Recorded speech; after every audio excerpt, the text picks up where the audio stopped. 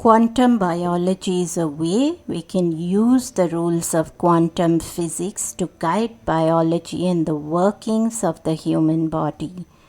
One of the profound phenomena that is looked at is photosynthesis.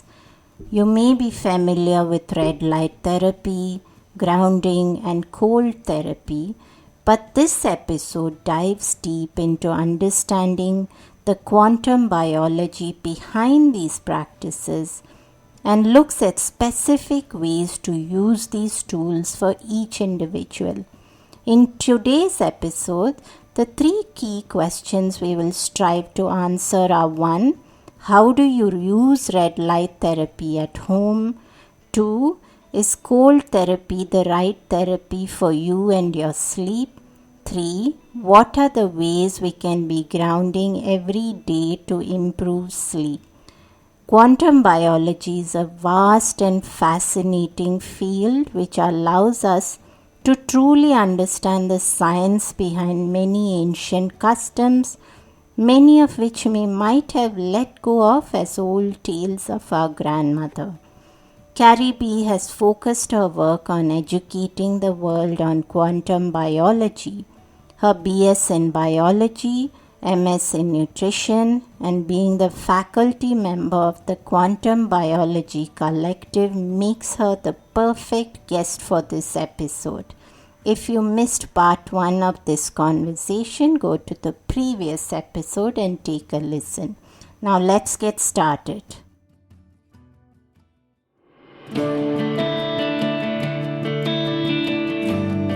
Hey everyone, I'm Deepa, Light Functional Medicine Practitioner, author and yogini, and you're listening to the Sleep Whisperer podcast, the only sleep podcast with conversations and meditations. I'm on a mission to share profoundly insightful sleep conversations with global visionaries that merge together functional medicine and ancient wisdom. Breathe in bliss through weekly guided meditations and let yourself enter the land of dreams. Together, let's unravel the pieces, get to the roots, and understand the right tools to transform your sleep completely. Through this podcast, I want you to dream the best version of yourself. It's time to regain hope and begin your sleep journey. You did mention the red light therapy. I'd like us to speak a little bit more about that in terms of where can people access such tools? Can they have access to it in their own home? What are good resources for that? Yeah, so red light therapy panels these days are becoming very, very popular and more accessible. Mine in particular, I've got one from Midwest Red Light Therapy, and I've got another one from BioLight. They're two respected companies. EMR Tech is another one. So I think that's the neatest part, right? Is that you're not looking at an insane investment for something where it's almost like you're supplementing missing light, because I don't think people even realize that windows block a lot of the infrared and the red light from our indoor environment. So even if we're inside with all the lights off, trying to not, mess our circadian rhythm up with screens and things like that, we're still not getting those beneficial frequencies. So I viewed this as a way to supplement light inside, and as also, I would say, a quote unquote safe source of light that doesn't mess with my circadian rhythm, whether I'm doing something early in the morning or into the evening. Are we looking at any time duration, Carrie, for when we use this? How long do you use this? Obviously there's context in terms of a case-by-case basis. Some people who are looking to heal some pretty traumatic things perhaps have to use it longer and at a closer position. But what I typically do just for maintenance, I like it. So, being a mom, I've got the wrinkles coming on, and so I do try to do some skin rejuvenation as part of it. And so, for the skin rejuvenation, it's like 10 minutes with it about, a meter or so away from me. And then what is also great that I research is that it helps to diversify our gut bacteria. So I'll do it on my abdomen as well. I do tend to get enough infrared exposure in other ways. I have an infrared sauna, and I like to move. I like to be out in the sunlight. And so that's how I use it. And I use it probably 4 times a week like that. Lovely, Carrie. I'd like us to talk a little bit about cold therapy. Mm. There's so much about that, and I know that in Ayurveda there is an aspect which is counter to that, because a lot of sleep issues are said to be caused by aggravation of vata, which is nervous system dysfunction. And usually it is said people who have those kind of challenges should warm themselves, should warm their body. However, I've found great benefit from soaking in a cold tub for about 10 minutes. I think the benefits are profound. So break that down for us in terms of, can we just do it at home? Because I do see a lot of renowned practitioners, and there's these fancy devices which make ice. Do we need things like that? Can we set it up at home? Because that's not always accessible to everybody. And I'd really like people to do things which they can set up tomorrow and make a difference. Yes. I mean, I think there's maybe convenience for some people in having the fancy way of doing it, but I love cold therapy as well. And I don't do anything but either fill up my tub, or I have like a little, it's called a horse trough, right? You go to the farm store and I got it's like a horse trough that I just fill with hose water when it's when it's spring and summer. So the coolest thing about cold therapy is it just has to be colder than your body temperature. And so there's people who are like, I think it gets a lot of views and stuff when someone is chopping at ice, and then they, they're naked in very, very cold weather, and they're, going under the ice. And it doesn't have to be like that. What happens is your surface temperature, your skin just has to feel cold. When your skin feels cold, your mitochondria actually make more infrared heat. So again, could the benefits of cold therapy be building up this water battery inside of us? And so I'll talk about how I do it at home, but also the fact that you're finding profound benefits in terms of like sleep and other things. It's unexpected that cold therapy actually turns on the parasympathetic nervous system, our resting nervous system. And so anyone who's ever done cold therapy, it's like the first 30 seconds, it's like, what am I doing? Like this. But then after about 30 seconds, maybe 60 seconds, it's like this profound peace, profound calm. And so I think for it to be accessible for people, the way that I started Deepa was I literally started in this horse trough in my backyard with full clothing on. And I had the garden hose, just slowly filling the water up. I couldn't even plunge in. Like the idea of going into a full tub just wouldn't work for me. So I would just have that water slowly rise up. And as I sat there and as the water slowly rose up, it was very peaceful, very calming. And so, you get to the point where the water's high enough, you're in there for maybe 10 or 15 minutes, like you said, and that it's great, right? And that's all that was needed. And now I can take the plunge, so to speak, in an easier way. I can fill it up and just go in. But for those start in your bathtub, and don't necessarily have to make the water freezing. Just make it colder than your body until your body senses, yes, I am colder, and I would have to start to do things to warm up. And that's all the effect that you need to start to feel the difference. Yeah, absolutely. But I can't think of sitting in that tub and filling the water slowly. Carrie, I could never do that. I can only take the plunge. I would fill it right to the top, and then I just close my eyes and just jump into that water. And the first, as you said, initially it's so uncomfortable, but then as you sit there 10 minutes later, there's this zen calmness, and everything feels so relaxed. And when you come out and you urinate, and your urine is like boiling water, and then something shifts within your body, and then you feel remarkable for so many weeks after that. Great talk so far, but I'd love for us to speak about grounding, because I think grounding gets a lot of quackery or woo-woo behind it, and it is recommended a lot all over the world, walking on grass, lying on the ground. But I'd like you to speak from the scientific perspective of what is it really doing for us. I think it does profound things, but you're right. Like this was something that I would have probably scoffed at a few years not really started getting into quantum biology. And so what I was never taught this, right? But apparently this is taught in other areas of the world, just not where I live. But the Earth is basically the Earth's surface is always releasing electrons. And so from a physics standpoint, electrons flow from where there's a lot of them, the planet, to where there's less, in something that can conduct them. And it just so happens that humans can conduct or pull electrons into our bodies. Our collagen, our connective tissue is a conductor, but so is that special water. That special exclusion zone structured water also conducts electrons. So the benefit of earthing is this idea that if the human body runs on a negative charge, if every cell needs tons of electrons, nature gave us so many sources of them that we're disconnected from these days. And so the earth is another one. How many of us are barefoot on the earth for frequent amounts of time? It's not something we do on a regular basis. Yeah, maybe when I go to the beach, it'll feel good. But, even in our backyards playing around, it's like we tend to wear shoes. And that's not the way it was intended. That's not how our bodies were designed. Our bodies were designed to basically, again, recharge our batteries with bare feet on the earth, bare skin of any sort on the earth, so that we can pull the electrons from a larger source, basically an infinite source, into where we have the need, and our bodies will conduct them into us just to the amount that we need.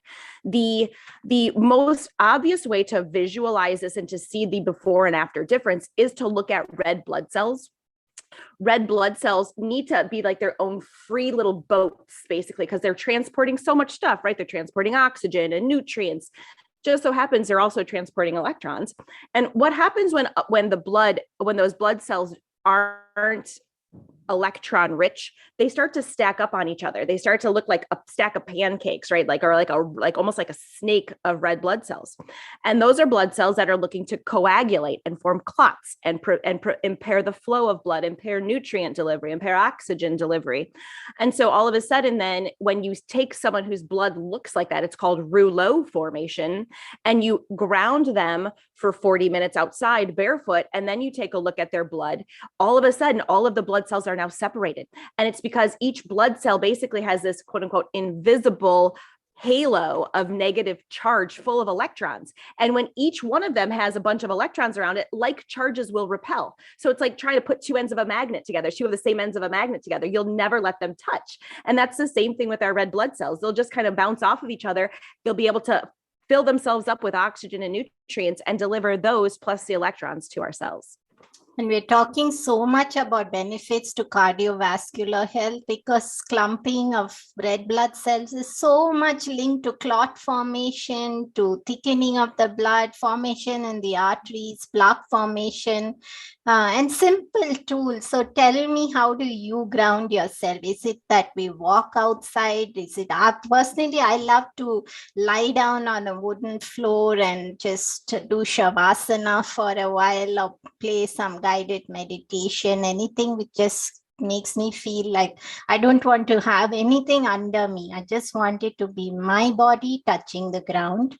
And you spoke about we are always wearing shoes. An interesting fact is that most often I would resist if someone were to allow me or even tell me that it was fine to go outside and go for dinner without shoes. I would still do it. I just love the feeling of the ground under my feet. So what are your favorite ways to bring grounding into daily life in a way? I mean, we don't want to just decide that one fine day we are going to ground ourselves, right? You're talking about sprinkling these things into daily life so that we're having perpetuating benefits as we move through our whole life.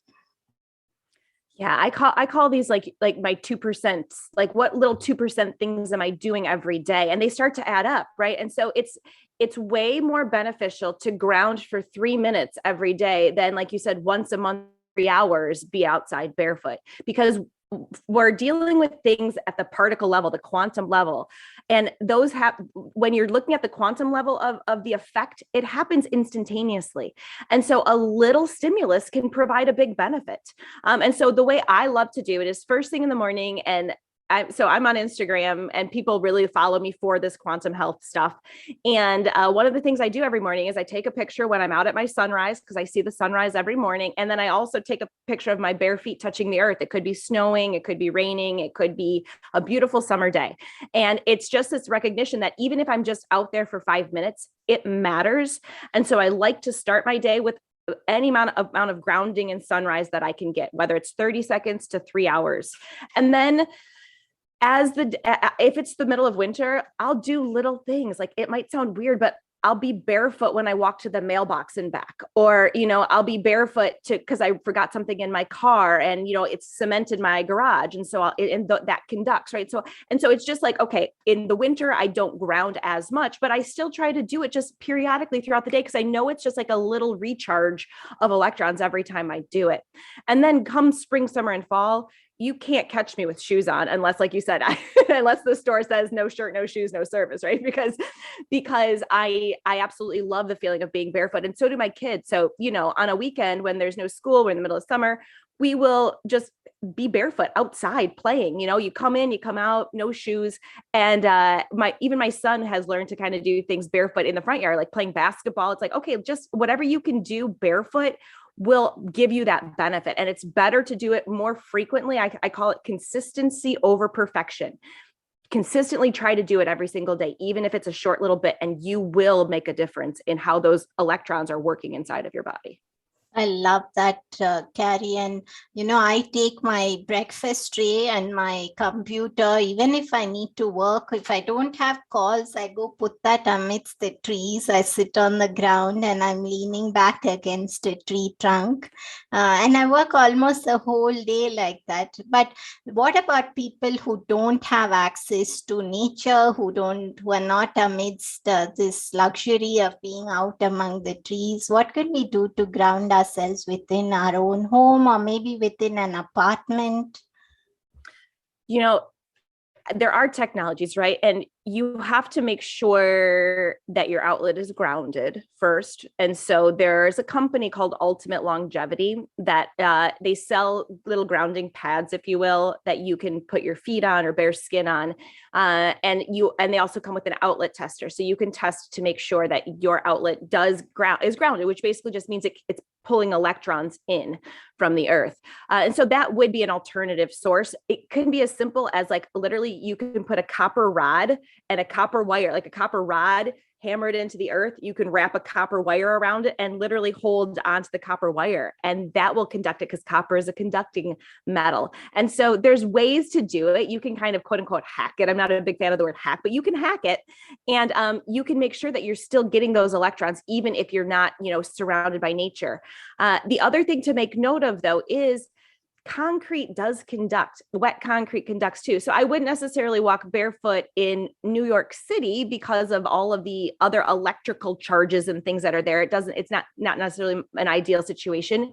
But if you have like a little back patio or a little tiny area where it might not have a ton of grass, or I even tell people, have rocks sit outside in natural light, and then bring the rocks in, because those rocks have been charged up with the sunlight, and that sunlight then, and their own minerals, right, which all hold electrons. So you can get electrons that way. Plants are another thing that you can use to get electrons from grounding. So take them outside, pull them inside, or just have them in front of a window. And whenever you can, connect with them, like you said, touching a tree. All of those things matter. And because they're little 2%, they will add up, right? They'll definitely start to compound. It's compounded interest. It'll add up over time. And all of a sudden it's like, wow, I'm doing a lot of things that really feel supportive for my body, but it doesn't feel like I'm putting in a ton of effort to do those things. I also take my copper plate out, Carrie, and I put it in the sunlight on the grass. And then I go and take that hot plate before I have my lunch, and I serve my food into that. There's something so beautiful about that for me. So even when I have a plate inside the house, I'll still walk outside and pick up the hot plate from the sun. And There's something very precious about that. But I'd love for us to spend a little bit of time talking about intermittent fasting and what is that doing to us, especially in the context of sleep, because there's so many opposing views. There's certain researchers saying that women shouldn't be practicing intermittent fasting. There are people who are in probably lots of different state of health jumping into intermittent fasting and finding themselves having certain reactions which are not really supporting them very well. So what is the right way? How is it helping us? And what is the right way to ease into it? I think that I want to preface that by saying I think that everyone ultimately can intermittent fast, but it's how do we get into it, and is my body able to at the time? Because I think obviously with the human body, we wouldn't have been able to survive if we couldn't have gone through certain periods of food scarcity. And so we have it built into us that we can do it. But when I start out, what happens with intermittent fasting is you are forcing your body basically to rely on internal fuel sources. And oftentimes, because of how we've maybe been eating or living our lifestyle, we are not as good at tapping into body fat as a fuel source. And that fuel source is full of electrons. So you're talking about what is body fat, but potentially a storage depot of electrons. And we just have to, that I use intermittent fasting to help coach people's bodies to access those free stored electrons that they can use. But because of elevated insulin levels or leptin resistance and things like that, we're not able to access them as well. So there is using intermittent fasting to help lower insulin levels, to help lower insulin resistance. There's a ton of people doing that and doing it successfully. But I don't necessarily think someone can jump in from from eating from when they wake up in the morning till having that midnight snack. And then all of a sudden they say they're going to eat all their food within a 4-hour window. There's shifts in electrolytes that can really affect people. Some people find that they do better starting their morning off and having an early fueling window, I call it, as opposed to waiting all day long and then eating a big meal right before bed. So I think people have to play around with it. And whenever I have my clients start off, I tell them, eat within a 10-hour window. I mean, that's not true intermittent fasting. I mean, but it is, right? And then go 14 hours without fuel and try to make those 3 hours before bedtime without fuel, right? So that you're allowing your body then at night to not have to worry about assimilating nutrients and digesting food, but you can get into sleep, deep sleep when human growth hormone is elevated, and repair your body and lower inflammation and reverse insulin resistance. And then, the second half of sleep, work on your memory and encoding all that. And so once people get comfortable with that, then they can shift it again. And I am a huge proponent now of shifting the window to making sure that you're eating somewhere between when the light is brightest, right? So sunrise to maybe, right now these days, I'm typically not hungry. Like I'm not hungry anymore after about 4 p.m. So like sunrise to 4 p.m., that's about an 8-hour window of time. There are days when it's a smaller window. There's days when the days are longer and it's a slightly bigger window. But I think that sort of an intermittent fasting style is accessible to most. It provides benefit. And what it's doing is when you're creating an earlier end to your meals, you're allowing your body to repair when you sleep. And that is where so much healing takes place. It's in those deep phases of sleep. I agree, Carrie. And Ayurveda also speaks so much about not eating after sunset. And I always typically finish my dinner about 4:45 or 5.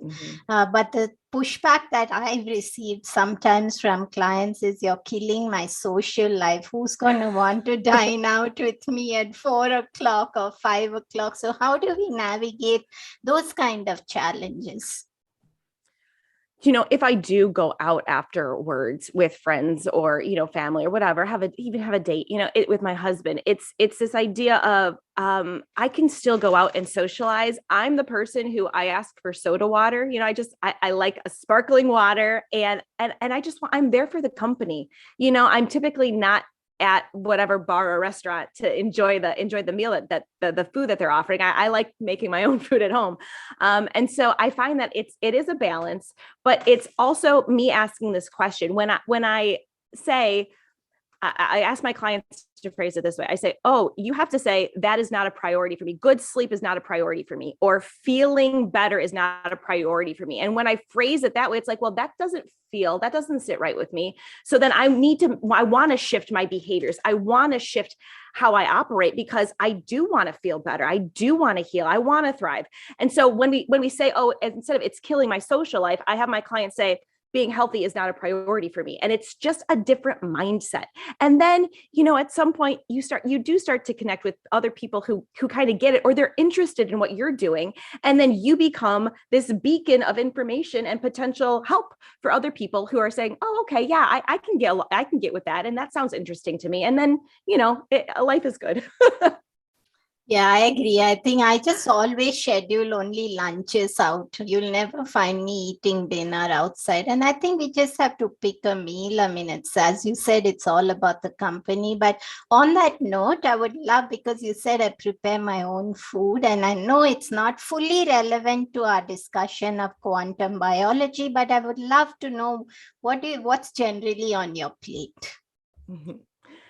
Yeah, I am big into and this has only been the past couple of years, right? But I've really made a shift to eating locally and seasonally, because from a quantum perspective, I view food as information for my environment. Like, there's plants, it's a beautiful thing, but there's plants that grow when the sun is bright enough in my area that provide me with extra energy in my electrons, because those plants become electrons, and those electrons have ultraviolet light in them and energetic light in them.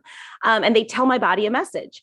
And also there's certain plants that grow that have pigments that then help give me, skin protection, right? So it's like, as I've become connected with my local environment, I'm recognizing what we eat is not necessarily it's not about calories, macros, certain things that I used to focus on. Instead, it's about what information am I providing in my body about my current location.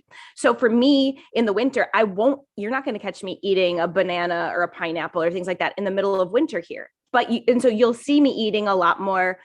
I'll eat fish. I'll eat local eggs. There is a farm nearby where we get raw milk from. So I'll do raw milk. I will eat more meat and organ meat and things like that in the winter.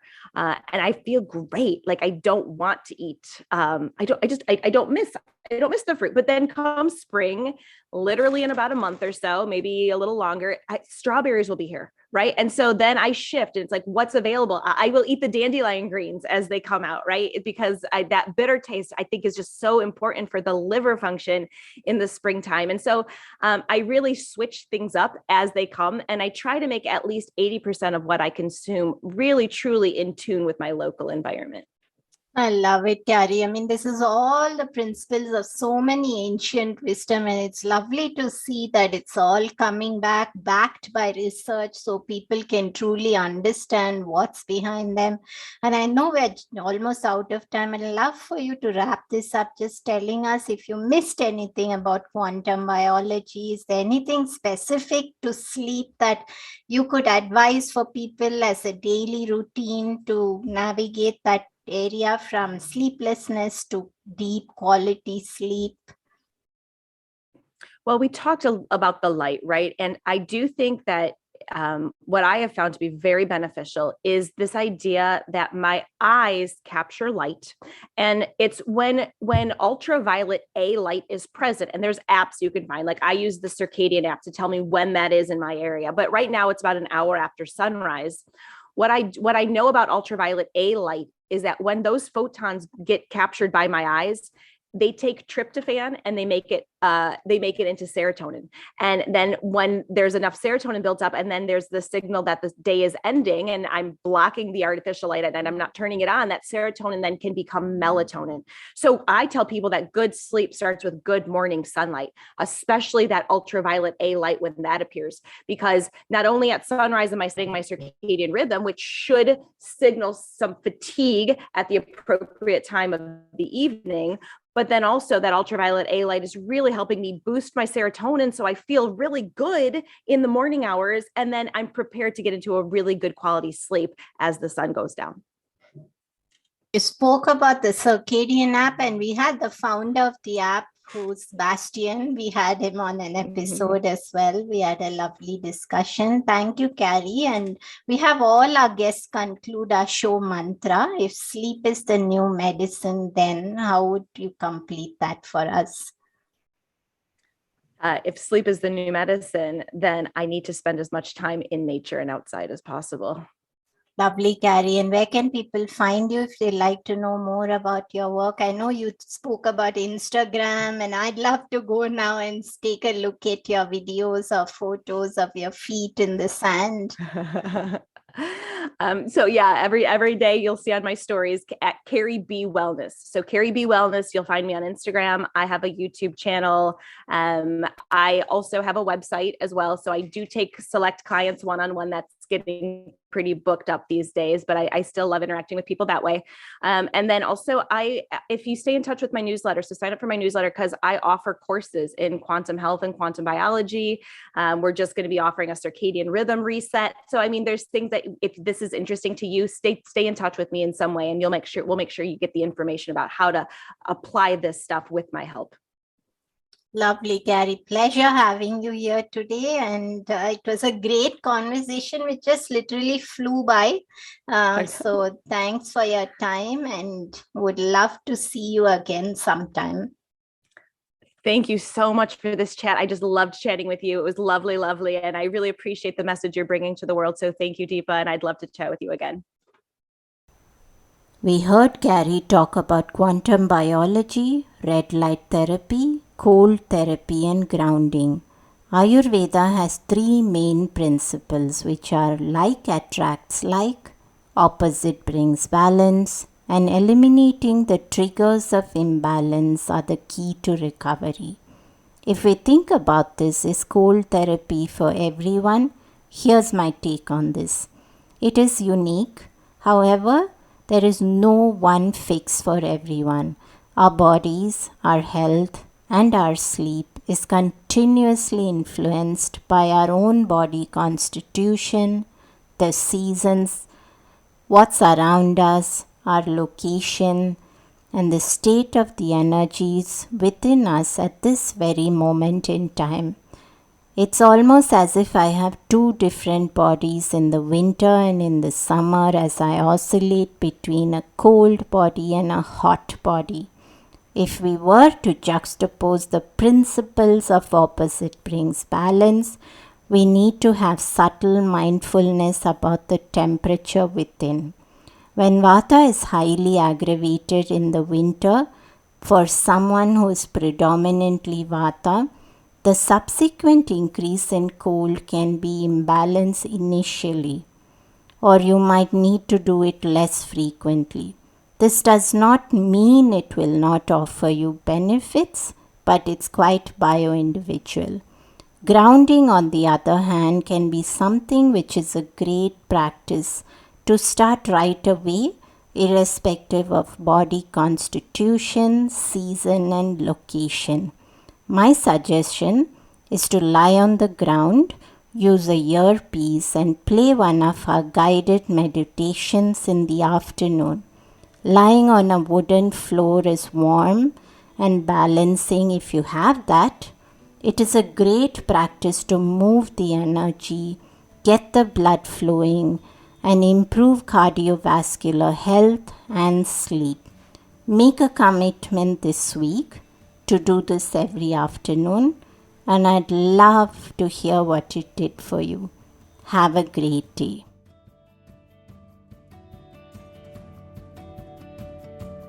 Hi everyone, I hope you enjoyed the show today. Just a reminder that this podcast is for information purposes only. It is not a substitute for professional care by a doctor or otherwise qualified health professional. This information is provided on the understanding that it does not constitute medical or other professional advice or services. If you are looking for personal help on your health journey, do seek out a qualified professional.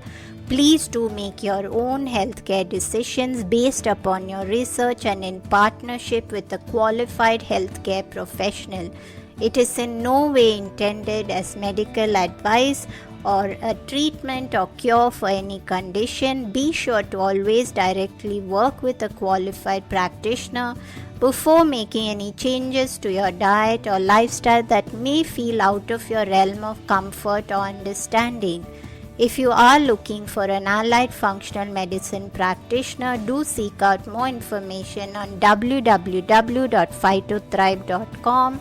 It is important that you have someone who is qualified and understands your health personally in order to provide adequate care, especially when it comes to chronic health conditions.